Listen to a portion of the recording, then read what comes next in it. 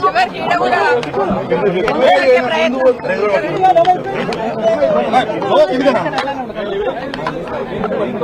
ఈరోజు అసెంబ్లీలో ఏం జరిగిందనేది రాష్ట్ర ప్రజలందరూ చూశారు. అసలు ఏం జరిగింది, ఎందుకు గౌరవ ముఖ్యమంత్రి మాట్లాడారనేది ఇప్పటికీ అర్థమైతలేదు. అసలు మేము ఒక మాట మాట్లాడింది లేదు. కేటీఆర్ గారు మాట్లాడుతూ ఉన్నారు. ప్రభుత్వం ఏం చేస్తున్నది, గత ప్రభుత్వం ఏ విధంగా చేస్తున్నారు, ఏ విధంగా తప్పుడు మాటలు మాట్లాడుతున్నారు ఇప్పుడున్న ప్రభుత్వం అనేది లెక్కలతో సహా వివరించే ప్రయత్నం చేస్తా ఉన్నారు. అవన్నీ కూడా వింటా ఉన్నాం. ఎందుకంటే అప్పుల పాలైపోయింది, ఎత్తి కడుతున్నాము అనేది తప్పుడు సంకేతాలతో ప్రజలందరికీ తప్పుడు మాటలు మాట్లాడుతూ తప్పుడు ఇన్ఫర్మేషన్ ఇచ్చుకుంటూ హామీలు తప్పించుకునే ప్రయత్నం చేస్తున్నారు కాంగ్రెస్ పార్టీ వాళ్ళు. అదే విషయాన్ని ఈరోజు గౌరవ మంత్రి గారికి, గౌరవ శాసనసభ్యులు కేటీఆర్ గారు మాట్లాడే ప్రయత్నం చేస్తున్నారు. అసలు ఏంటి బడ్జెట్, ఏంటి, ఎంత ఉంది, ఎంత మిగులు బడ్జెట్ ఉంది, ఇంట్రెస్ట్ కట్టినా వెల్ఫేర్ స్కీమ్స్ ఇచ్చినా కూడా ఎంత డబ్బులు మిగులుతాయి అని చెప్పే ప్రయత్నం చేస్తా ఉన్నారు. అవన్నీ వింటున్నాం మేము కూడా చాలా శ్రద్ధగా. అసలు ఒక మాట మాట్లాడలేదు, ఒక డిస్టర్బెన్స్ చేయలేదు, అట్లీస్ట్ నేను మైక్ అడగలేదు. కానీ సమయం సందర్భం లేకుండా సడన్ గా ముఖ్యమంత్రి గారు లేచి, అంటే కేటీఆర్ గారు మాట్లాడుతూ ఉంటే దాన్ని ఎట్లా పక్కన జరపాలి అర్థం కాక వాస్తవాలు మాట్లాడుతున్నారు కదా కేటీఆర్ గారు అని సడన్ గా లేచి, కేటీఆర్ గారు మీ వెనకాల కూర్చున్న వాక్కాలు మమ్మల్ని ఇక్కడ ముంచిండ్రు, నిన్ను కూడా ముంచుతారు, మీరు జూబ్లీ బస్ స్టాండ్ అయితే మీ బతుకని మాట్లాడుతున్నారు. అంటే మహిళలంటే ఎంత గౌరవం అనేది ముఖ్యమంత్రి గారికి అర్థమవుతుంది. ఈ రోజు కొత్త కాదు, బయట మైకులు పెట్టుకుని ఎన్నో మాట్లాడుతుంటారు. ఆ రోజు సోనియా గాంధీ గారి దగ్గర నుండి మొదలు పెడితే ఈ రోజు అసెంబ్లీలో సవితమ్మ వరకు నోటికి ఏదొస్తే మాట్లాడే ప్రయత్నం చేస్తా ఉంటారు. మహిళలంటే ఎక్కడ గౌరవం లేదు, ఏం మాట్లాడాలో ఏం మాట్లాడకూడదు ఆలోచన లేదు. ఒకటి అడుగుతున్న రేవంత్ రెడ్డి గారు, మీరు ఈ పార్టీలోకి రాకముందు నుండి ఈ పార్టీకి సర్వీస్ ఇచ్చిన వాళ్ళం మేము. భుజాన జెండా వేసుకుని పనిచేసి ఆ పార్టీ అధికారంలోకి రావాలని కోరుకున్న వాళ్ళం, నేను గాని సునీత గాని. ఈ రోజు నా గురించి, సునీత గురించి మాట్లాడుతూ పార్టీకి ఏదో మోసం చేస్తారని మాట్లాడారు. ఏం మోసం చేశాం? మిమ్మల్ని ఈ రోజు అవతల పార్టీలో ఉన్న మిమ్మల్ని ఈ పార్టీ కాంగ్రెస్ పార్టీలోకి రమ్మని చేయడం ఒకటే నేను చేసిన తప్పు అనిపిస్తుంది ఈ రోజు. ఎందుకంటే ఆ రోజున్న పరిస్థితులలో ఇంకొక మాట మాట్లాడారు రేవంత్ రెడ్డి గారు. ఈరోజు మహిళల్ని అక్కలను నమ్ముకుంటే జూబ్లీ బస్ స్టాండ్ అవుతుంది అంటున్నారు. ఆడబిడ్డలు ఎట్లా ఉంటారో తెలీదా? ఆడబిడ్డలు ఎప్పుడైనా క్షేమం కోరుతారు, నష్టం కోరరు. నమ్ముకున్న వాళ్ళకి ప్రాణమన్న ఇస్తాం కానీ నమ్మిన వాళ్ళకి మోసం చేయాలని ప్రయత్నం చేయం. కానీ ఈరోజు ఏదైతే రేవంత్ రెడ్డి గారు మాట్లాడారో, ఒక సునీతమ్మకు సబితమ్మకు జరిగిన అవమానం కాదు ఇది. యావత్ తెలంగాణ మహిళల గురించి మాట్లాడిన మాటలు ఇవన్నీ. ఇప్పటికైనా ఎందుకంటే రేవంత్ రెడ్డి గారు ఒకటి గుర్తుపెట్టుకోవాలి. ఈరోజు ఆడబిడ్డలను అవమానించి, ఆడబిడ్డల వ్యక్తిత్వాన్ని అవమానించినాడు.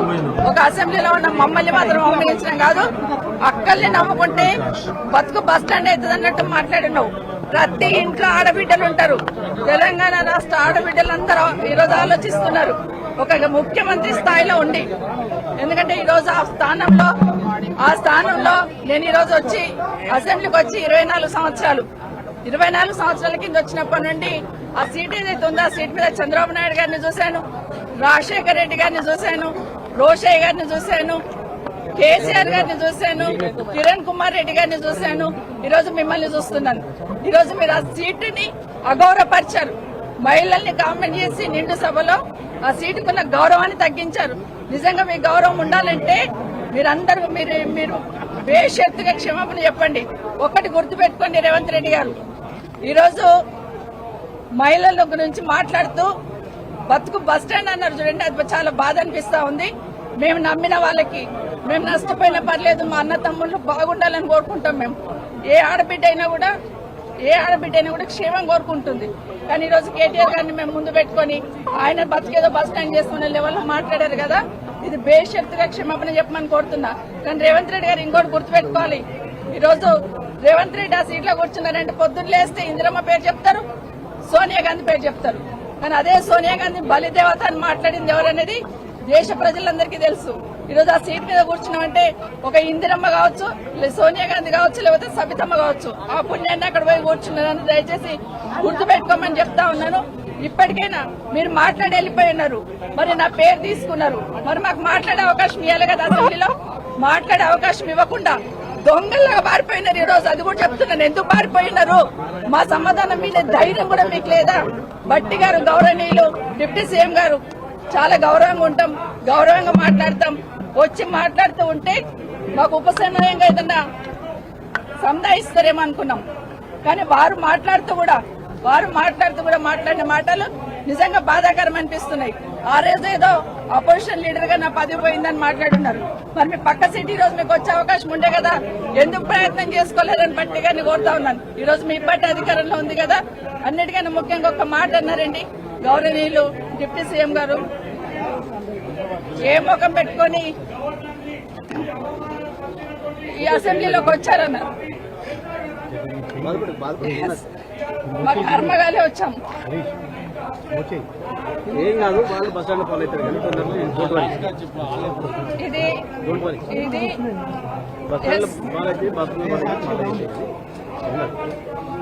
తెలంగాణ మహిళలందరూ శాపం తగ్గుతున్నారు. ఎందుకంటే మేమేం తప్పు చేయలేదు. దేశంలో చాలా మంది పార్టీలు మారుతూ ఉంటారు. ఈ రోజు మీ పక్కన కూర్చోబెట్టుకున్నారు. ఎన్నికలు అయిన తర్వాత మీ ప్రభుత్వం అధికారంలోకి వచ్చిన తర్వాత కేసీఆర్ గారి ఇంటి మీద ఉన్న వాళ్ళని కాకి నా ఇంటి మీద వాళ్ళతో కాల్ చేస్తామని మాట్లాడండి ఇదే గౌరవ ముఖ్యమంత్రి గారు. కానీ అదే కేసీఆర్ గారు గెలిపించిన ఎమ్మెల్యేలంతా తీసుకుపోయి మీ పక్కన కూర్చోబెట్టుకున్నప్పుడు నన్ను పార్టీ మారినవని అడిగితే అధికారం మీకు ఎక్కడిదేని అడుగుతున్నాను. ఆ రోజు నేను పార్టీ మారినప్పుడు విత్ ఇన్ ద పార్టీలో ఏం జరిగింది, ఏ విధంగా మమ్మల్ని మెడబట్టి బయటికి గెంటేశారని మీకు తెలీదా అని అడుగుతున్నాను. ఎందుకంటే మాట్లాడలేదు, ఇన్ని రోజులు మాట్లాడలేదు. నేను పార్టీ గురించి ఎవరి గురించి మాట్లాడకుండా నేను కేసీఆర్ గారి నాయకత్వంలో పనిచేయడానికి వచ్చాను. 5 సంవత్సరాలు ఎందుకు మీరు నోరు మూసుకొని కూర్చున్నారు? ఇప్పుడు అడుగుతానండి. మాట్లాడాల్సింది 5 సంవత్సరాలు. ఈ రోజు నేను బీఆర్ఎస్ పార్టీ బీఫామ్ మీద గెలిచి వచ్చున్నాను. ఇప్పుడు నన్ను గురించి మాట్లాడే అధికారం మీకు ఎక్కడిది? ఈ రోజు బాగా గుర్తుపెట్టుకోండి, నా కుటుంబానికి ఒక చరిత్ర ఉంది. నిజంగా మాట్లాడాలంటే నాకు 10 నిమిషాలు టైం ఇవ్వాల్సింది. ఆ రోజు నుండి ఈ రోజు వరకు నా జిల్లాలో నా కుటుంబం ఏంటి, నేనేంటి అనేది బాగా తెలుసు. ఎన్టీ రామారావు గారు ముఖ్యమంత్రిగా పక్కకు దించేసినప్పుడు అదే చంద్రబాబు నాయుడు గారు కాదని ముఖ్యమంత్రి గారు అంటున్నారు. ఆ రోజు ఇంద్రారెడ్డి గారు హోంమంత్రికి రాజీనామా ఇచ్చి, అదే వీళ్ళ బాస్ ఆ రోజు ఉన్నప్పుడు కూడా ఇంద్రారెడ్డి చనిపోయినప్పుడు నన్ను పార్టీలోకి రమ్మంటే నేను రానని ఇంద్రారెడ్డి గారు పట్టిన జెండా నేను పట్టుకున్నాను. 2014లో మీరు టికెట్ ఇవ్వకపోయినా కూడా ఒక మాట మాట్లాడకుండా కాంగ్రెస్ పార్టీకి పనిచేస్తున్నాను. ఉన్న తర్వాత కూడా రాజశేఖర రెడ్డి గారు చనిపోయినాక నిజంగా రాజశేఖర రెడ్డి గారే మమ్మల్ని తీసుకొచ్చారు. రాజశేఖర రెడ్డి గారు మా లేడీస్ కి అంత ప్రాధాన్యత ఇచ్చారు. రాజశేఖర రెడ్డి గారు రాజకీయాలలో మా మహిళల్ని ఎంకరేజ్ చేశారు. కాబట్టి మేము ఇంత గట్టిగా నిలదొక్కున్నాం. ఈరోజు మహిళలు ఎవరో ఒకరో ఇద్దరు బయటకు వచ్చి పనిచేస్తుంటే వాళ్ళని ఎంకరేజ్ చేయాల్సింది పోయి డిమోరలైజ్ చేయాలనే ప్రయత్నం ఏదైతే చేస్తా ఉన్నారో ఇది మంచి పద్ధతి కాదు. అసెంబ్లీలో కూడా ఆడబిడ్డలను అవమానించే సంస్కృతి వస్తుందంటే నిజంగా తలంచుకోవాలండి. ఈరోజు కనీసం మాట్లాడే అవకాశం కూడా ఇవ్వకుండా పోయినారంటే ఈరోజు సమాధానం రాష్ట్ర ప్రజలకు చెప్పాలి. ఈరోజు ఇక్కడ కూడా మాట్లాడదామని వచ్చాం. అవసరం లేకపోయినా అరగంట నుండి అక్కడ కాంగ్రెస్ పార్టీలు నిల్చొని ఉన్నారు కాబట్టి ఇక్కడ మాట్లాడాల్సి వచ్చింది. ఈ రోజు రేవంత్ రెడ్డి గారికి నిజంగా ఆ 4 కోట్ల ప్రజలకు సంబంధించిన సీట్ అది. ముఖ్యమంత్రి అంటే రేవంత్ రెడ్డి గారు సొంతమేం కాదు. ఆ సీటు గౌరవం పెరగాలంటే ఈ రోజు మీరు క్షమాపణ చెప్పండి. తెలంగాణ రాష్ట్ర మహిళలందరికీ కూడా ఈరోజు క్షమాపణ చెప్పాల్సిన బాధ్యత ఈరోజు రేవంత్ రెడ్డి మీద ఉంది. భట్టి గారు గౌరవనీయులు డిప్యూటీ సీఎం గారు మీరు మాట్లాడిన మాట ఏదైతే ఉందో ప్రతి ఇంట్లో ప్రతి ఆడబిడ్డకు తగులుతుందండి. ఎందుకంటే మొహం పెట్టుకొని వచ్చిందనే మాట చాలా బాధ అనిపిస్తుంది. థ్యాంక్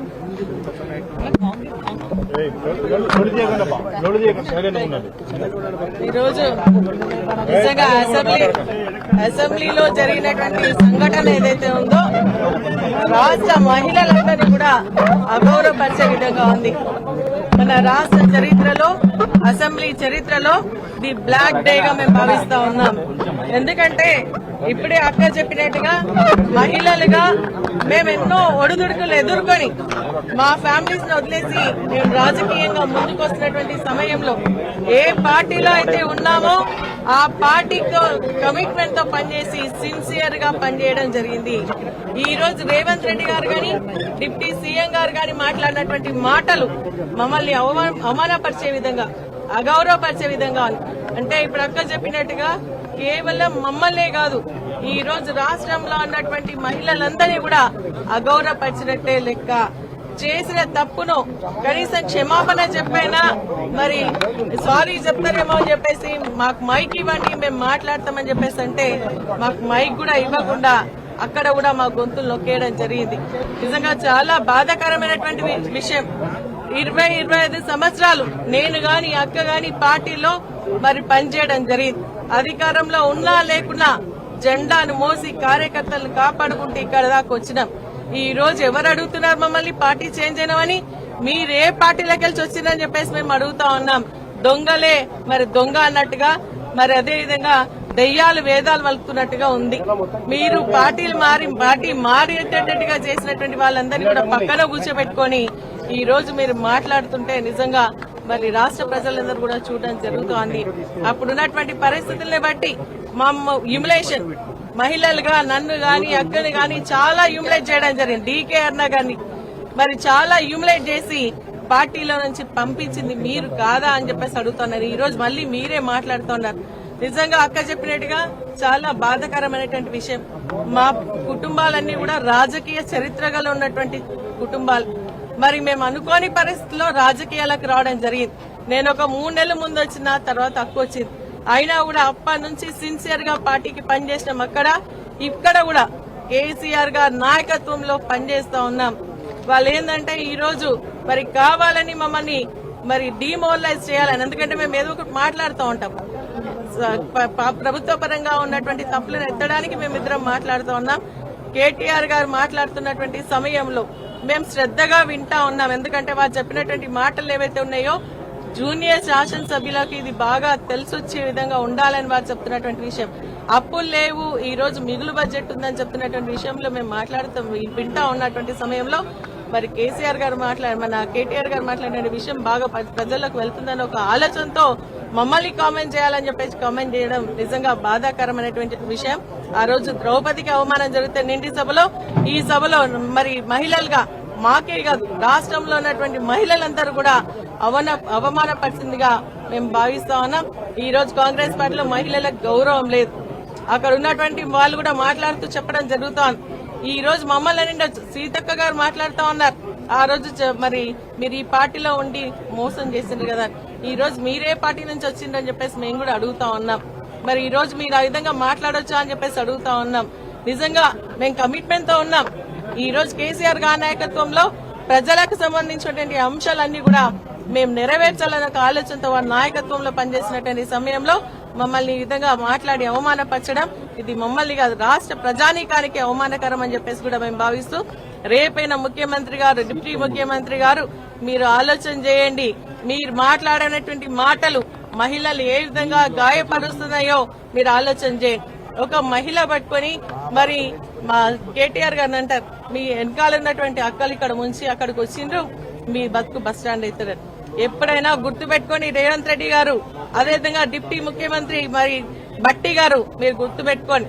మహిళలు అనే వాళ్ళు రాఖీ పౌర్ణమి ఈ రోజు ఎన్ని పనులున్నా కూడా వదిలేసి తన అన్న తమ్ముళ్లకు రాఖీ కట్టి మీరు బాగుండాలని ఆశీర్వదించే వాళ్ళు మహిళలు, అక్క చెల్లెళ్ళు అని చెప్పేసి మీరు గుర్తు పెట్టుకోని అని చెప్పేసి నేను కోరుతా ఉన్నా. ఈ రోజు మేమంతా కూడా ఏ త్యాగానికైనా సిద్ధంగా ఉంటాం. కానీ మా అన్న తమ్ముళ్లను మేము కాపాడండి అని భగవంతుని మొక్కుతాం. ఈ రోజు నిజంగా మేము కేటీఆర్ గారు గాని కేసీఆర్ గారి ఆశీర్వాదం ఉండాలని భగవంతుని కోరుకుంటున్నామే తప్ప ఈ విధంగా మీరు అవమానపరచడం మంచి పద్ధతి కాదు. ఇప్పటికైనా చేసిన తప్పును మీరు ఆలోచన చేసుకుని క్షమాపణ చెప్పాలని మేము డిమాండ్ చేస్తాం. బాధతో మాట్లాడుతున్నాం, ఆవేదనతో మాట్లాడుతున్నాం. మా లాంటి ఎంతో మంది మహిళలు ఈ రోజు రాజకీయంగా ఇంట్రెస్ట్ లేకున్నా కూడా మేము వచ్చి ప్రజాసేవ చేసి కట్టుబడి ఉన్నాము అన్న విషయాన్ని మీరు గమనించాలని చెప్పేసి నేను తెలియజేస్తూ మీరు ఖచ్చితంగా మరి ముఖ్యమంత్రి గారు, డిప్యూటీ ముఖ్యమంత్రి గారు కూడా మరి మీరు క్షమాపణ చెప్పాలి. మాకే కాదు రాష్ట్ర మహిళలందరూ కూడా క్షమాపణ చెప్పాలని చెప్తా ఉన్నాం.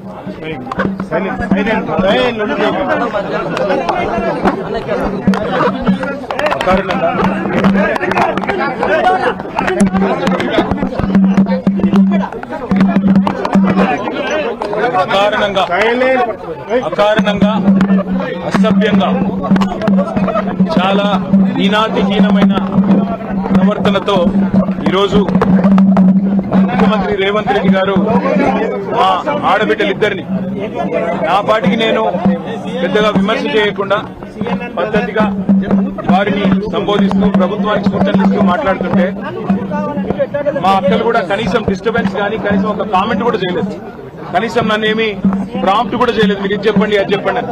అట్లాంటిది ఈరోజు అకారణంగా ఎందుకు నోరు బారేసుకున్నాడో తెలియదు కానీ చాలా అసభ్యంగా హీనాతిహీనంగా ఏ నాయకుడు కాదు ఏ మనిషి కూడా మాట్లాడనంత అసభ్యంగా మీ అక్కలను నమ్ముకుంటే ఇక్కడ నన్ను ముంచిండ్రు మమ్మల్ని ముంచిండ్రు రేపు నీ బతుకు కూడా జూబ్లీ బస్ స్టాండ్ అవుతుందని మాట్లాడిన నికృష్టమైన మాట ఏదైతే ఉందో తప్పకుండా రేవంత్ రెడ్డి వెంటనే తెలంగాణలోని ఆడబిడ్డలందరికీ క్షమాపణ చెప్పాలి. ఎందుకంటే ఈ అవమానం జరిగింది ఒక్క సవితక్కకు సునీతక్కకు లక్ష్మక్కకు కాదు, ఈ అవమానం జరిగింది తెలంగాణలోని ఆడబిడ్డలందరికీ. మహిళల్ని నమ్ముకుంటే నట్టేట మునుగుతారన్నట్టు మహిళా తల్లుల్ని నమ్ముకుంటే బతుకు బస్టాండ్ అవుతుంది అన్నట్టు ముఖ్యమంత్రి మాట్లాడిన మాట ఏదైతే ఉందో నిజంగా కూడా హేయం, శోచనీయం, నిజంగా ఒక ముఖ్యమంత్రి స్థాయికి తగని మాట. ఇలా నిజంగా ఈ ముఖ్యమంత్రి అన్ఫిట్ ముఖ్యమంత్రి, ఆ పదవిలో కూర్చోవడానికి తగని ముఖ్యమంత్రి మహిళల్ని అవమానించి కూడా అప్పుడప్పుడు నోరు జారినా సంస్కారం ఉన్న వాళ్ళు ఏం చేస్తారు, అవసరమైతే నేను వెనక్కి తీసుకుంటున్నాను విచారం వ్యక్తం చేస్తారు. ఇంత అహంకారం ఇంత కండకావరంతో ఈరోజు ఆడబిడ్డల్ని వారిని అవమానించిన ముఖ్యమంత్రికి తప్పకుండా తెలంగాణ ఆడబిడ్డల ఉసురు తాకుతుంది. ఈ వైఖరి మార్చుకో, పద్ధతి మార్చుకో. వారు అక్క సునీతక్క గాని సబితక్క గాని లక్ష్మక్క గాని స్వంతంగా కష్టపడి ప్రజల్లో తిరిగి పరపతితో ఇవాళ 5 సార్లు 6 సార్లు గెలిచొచ్చిన వాళ్ళు ఎవరు కూడా నీలాగా ఇష్టం వచ్చినట్టు రాజకీయ విన్యాసాలు చేసి వచ్చిన వాళ్ళు కాదు. తమ స్వశక్తితో తమ కుటుంబంకుండే అభిమానంతో కార్యకర్తల ఆశీర్వాదంతో ప్రజల దీవెనలతో ఇక్కడ అడుగు పెట్టారు. అప్రతిహతంగా 5 సార్లు సబితక్క గెలిచొచ్చింది. సునీతక్క కూడా గతంలో మంత్రిగా పనిచేసినారు. లక్ష్మక్క కూడా జెడ్పీ చైర్మన్ గా శాసనసభ్యురాలుగా పనిచేసింది. అలాంటి మహిళలుగా పట్టుకొని ఇవాళ నోటికొచ్చినట్టు వాగడం అనేది ముఖ్యమంత్రికి తగదు. ఇప్పటికైనా సిగ్గు తెచ్చుకొని బుద్ధి తెచ్చుకొని ముఖ్యమంత్రి బేషరతుగా క్షమాపణ చెప్పాలి. ఇక ముఖ్యమంత్రి ఇట్లున్నాడంటే ఉప ముఖ్యమంత్రి ఏం చక్కగా లేడు. ఆయన వస్తాడు ఏం ముఖం పెట్టుకొని వచ్చిందంటాడు. నేను అడుగుతున్నా, ఏం మొహం పెట్టుకొని నువ్వు వచ్చినావు? నీకేమేం మొహం పెట్టుకొని నువ్వు వచ్చినావో మేము కూడా అట్లే వచ్చినాం. ఎంత గుండె ధైర్యం నీకు? ఇవాళ మా ఆడబిడ్డల్ని పట్టుకొని ఏ మొహంతో వచ్చినావని చెప్పడానికి ఉప ముఖ్యమంత్రి నేను అడుగుతా ఉన్నా. ఏ రకంగా అంత ధైర్యంగా, ఏ రకంగా అంత ఇష్టం వచ్చినట్టు మాట్లాడే అధికారం నీకు ఎవరిచ్చింది? అధికారం ఎవరికి శాశ్వతం కాదు. 10 ఏళ్లు మేము అక్కడున్నాం. మేము ఎప్పుడన్నా అవమానించిన ఆడబిడ్డల్ని ఈ తరీకా ఎన్నడన్నా ఒక్క రోజన్నా ఎప్పుడన్నా నోరు జారినా వెంటనే విచారం వ్యక్తం చేసినాం. ఇవాళ నేను కూడా ఏదో సందర్భంలో ఏకవచనంతో సంబోధించినానని చెప్పి అవతల నుంచి అభ్యంతరం వస్తే వెంటనే విచారం వ్యక్తం చేసినాం. అది కేసీఆర్ మాకు నేర్పిన సంస్కారం. మరి నీకెవరు చదువు చెప్పిండ్రో ఎవరు సంస్కారం నేర్పిండ్రో నాకు తెలియదు కానీ తెలంగాణ ఆడబిడ్డలన్నీ గమనిస్తున్నారు. ఇప్పటికే నువ్వు చేసిన మోసాలతో విసిగిపోయి ఉన్నారు. ఇలా మా ఆడబిడ్డలకు జరిగిన అవమానం వాళ్ళిద్దరికి ముగ్గురికి జరిగింది కాదు, ఈ తెలంగాణ ఆడతల్లులకు జరిగిన ఆడబిడ్డలకు జరిగిన అవమానం. వాళ్ళ ఉసురు నీకు ఖచ్చితంగా దాక్తది. సిగ్గు తెచ్చుకో, బుద్ధి తెచ్చుకో, కొద్ది జ్ఞానం తెచ్చుకొని ఇకనైనా క్షమాపణ చెప్పు. చెప్పకపోతే తప్పకుండా దీనికి ఇంత కూడా అనుభవిస్తామని చెప్పి రేవంత్ రెడ్డిని అదేవిధంగా ఉప ముఖ్యమంత్రిని నోటికొచ్చినట్టు వాగడం కాదు. దయచేసి ఇకనైనా సమయంతో వ్యవహరించండి, లేకపోతే ఊరుకోమనే మాట కూడా వారికి విజ్ఞప్తి చేస్తూ థాంక్యూ.